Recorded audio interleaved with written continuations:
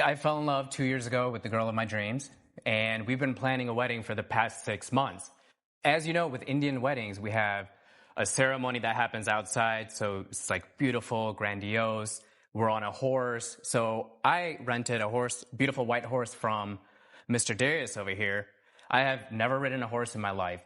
So he gave me the peace of mind knowing that he'll be there, he'll take care of the horse, he'll make sure I get on and off the horse and nothing will happen. And I get on the horse and I fall down on concrete, dislocate my shoulder, and basically... Before the wedding? Before the wedding ceremony, correct. So we're outside, we're all dancing. I have 150 guests on my side of the family. Everyone's having a good time. Everyone's taking pictures. My photographer, everyone's smiling. It's the greatest day of my life that I've been waiting for about 2 years. And you fall. And I fall on concrete. In front of everybody. In front of everyone. And I dislocate my shoulder. And I literally had to almost go to the hospital. But luckily, I had a doctor that's a groomsman. And him and a physical therapist just relocated my shoulder, took a lot of pain meds, and just continued with the ceremony. But do you have pictures of you on the horse? Absolutely. Actually, let me see those, please. Exhibit 1, if you want to pull it up. Yes. Thank you, Sean. That's me, the handsome guy on the beautiful white horse. And it's very typical for the groom to arrive on a horse or an elephant as the bride is awaiting the groom's arrival. So this is a traditional ceremony. And it's a very joyous... This is before you fell, or this is after they put you back together again? This is before I fell. After, I didn't want to deal with the horse at all. All right. So, Mr. Darius, what's your response? I would say that to the best of my ability, I instructed Mr. Nanda on how to treat my horse, how to ride my horse, and he acted with negligence and disregard and disrespect to both me and my horse. What are those instructions that you customarily give, and are they written? They are not written. I do it. When we first meet the guest, I say, greet the horse, make sure the horse feels comfortable with you, let him smell you, pet the horse, because... Did you bring your contract with you? I did bring my contract. I'd like to see that, please. Yes. So, Judge, I also want to add, when the horse came, the horse's head turned the other way. And then he told me that I should start communicating with the horse, talk to the horse. To get the horse comfortable with you, I don't talk to horses. Well, when you meet animals. strangers for the first time, what do? Do you just walk up to them, or do you shake their hand first and greet them? I'm sorry, I'm not about to shake the leg of a horse. Well, you assured me that it's okay. Let's get some order. I'm looking over the contract. So I see a clause here that says limitations in use of the horse. You're the only person that should ride. Correct. Don't relocate the horse. Correct. Don't poke the horse. Which use he did. Flash photography. And all guests must be at least 3 feet away from the horse. And use all the customary practices for care. So you're claiming, Mr. Darius, that Mr. Nanda poked the horse somehow? Yes, with shoes. You can see in that photo, there's shoes similar to these. Obviously, I don't have his shoes because these shoes are pointy, and they injured my horse. My horse on his ribs, on Prince's ribs. The skin's broken, there's bleeding, and there's bruising. And so where are the shoes? This is the picture of the shoes you had on. That is my shoe. That's me. What's on this shoe? So the red shoe. It's just a decorated cloth material, very soft. Sean, let me see the shoes that Mr. Darius brought to court. Here you are, Your Honor. Thank you. The horse owner wasn't really talking about conversation. He was referring to energy and familiarity for the horse. Animals react to tension, pressure, confidence, panic, all of that. And what we've seen in the courtroom is the groom responded literally instead of understanding the point that was actually being made. Also notice the groom immediately dismissed the horse owner's instructions because it sounded silly to him.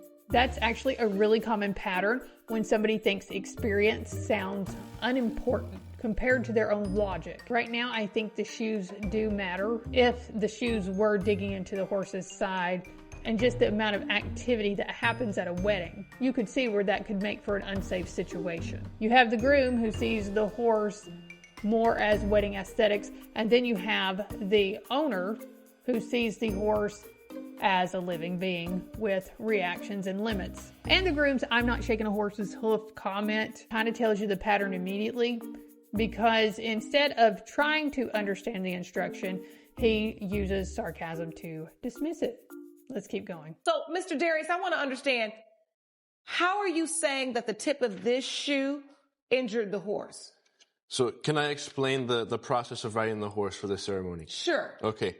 So I instruct the client how to mount the horse. You mount the horse on the left side. This is a practice throughout all the horse. Every single person who rides a horse always mounts on the left side. Everyone does this. So I'm not giving him a hard time. But he did not want to mount the horse on the left side initially. Photographer wanted to take pictures with him mounting on the right side. I said, no, the horse is going to be uncomfortable. So, Your Honor, I'm on a beautiful horse, and a photographer's there. So I have my Indian garment on along with the shoes. So I take my shoes out of the stirrups. I don't do anything to the horse.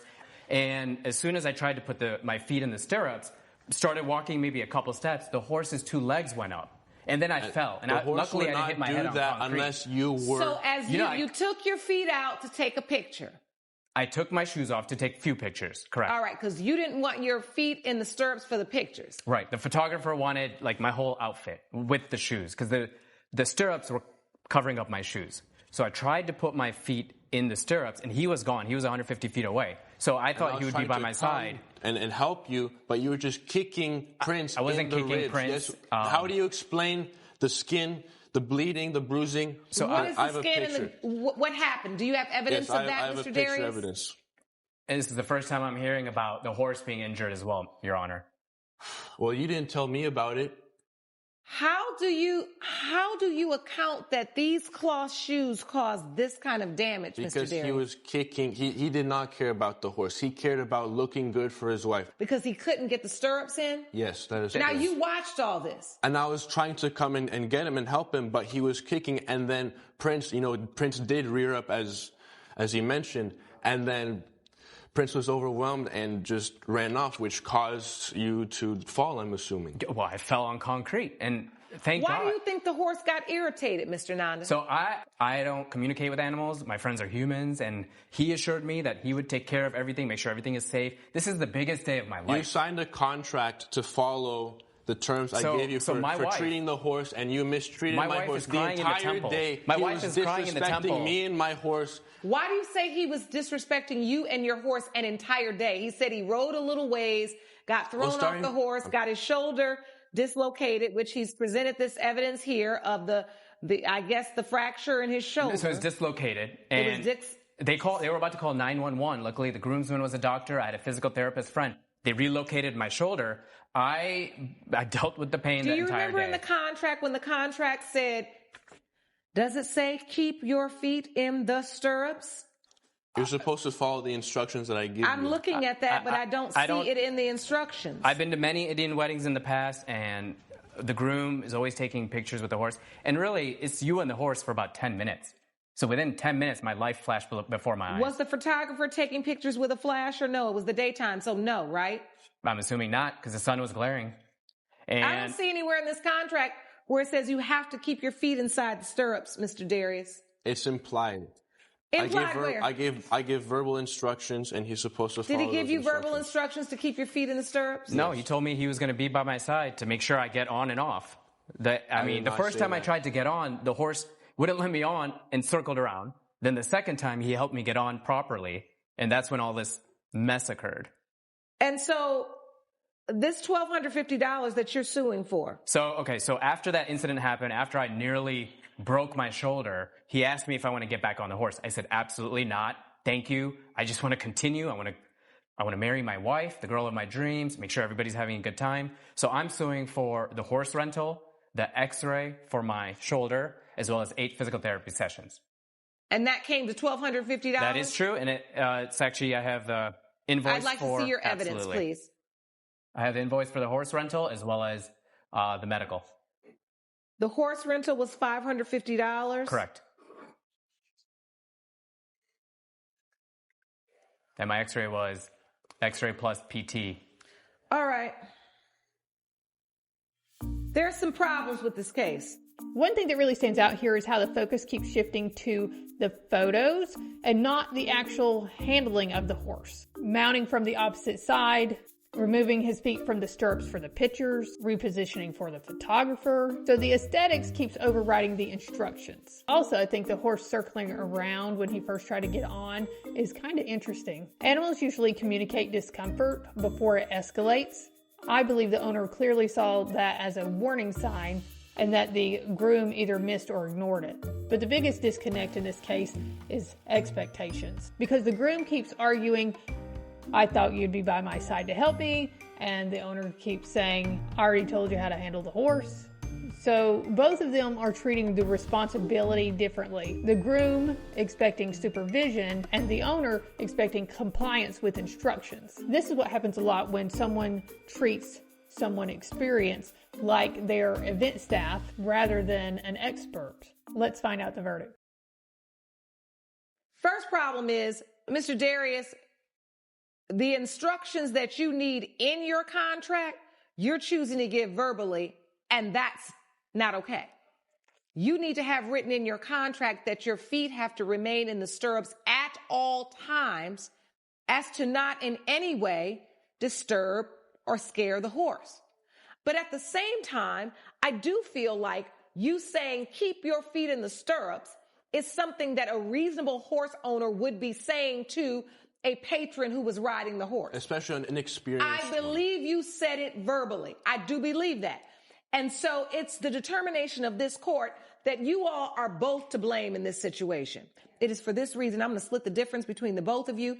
Judgment for the plaintiff for $625. Court is adjourned. It looks like both sides were assuming the other person was handling the risk. The groom thought the owner would handle the horse. The owner thought the groom would follow instructions. And that's usually where accidents happen. Which brings us to our big life lesson. A lot of problems happen because people hear instructions but don't actually respect the experience behind them. So do better. Stop treating expertise like a suggestion. Now, my final question for you. Who do you think is more responsible here?